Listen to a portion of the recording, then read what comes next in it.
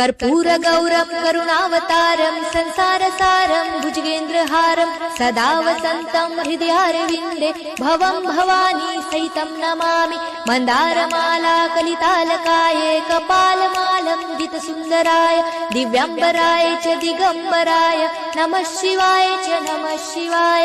घालीन लोटांगण वंदीन चरण डोळ्याने पाहिन रूप तुझे प्रेमे आलिंगन आनंदे पूजन भावे ओवाळीन म्हणे नमा।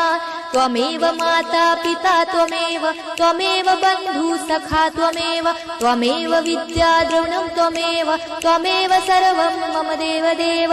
कायेन वाचा मनसेन्द्रियर्वा बुद्ध्यात्मना वा प्रकृति स्वभावात् करोमि यज्ञं सकलं परस्मै नारायणायति समर्पयामि।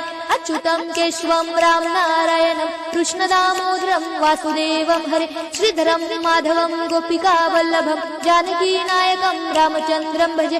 हरे राम राम राम हरे हरे हरे कृष्ण कृष्ण कृष्ण हरे हरे हरे राम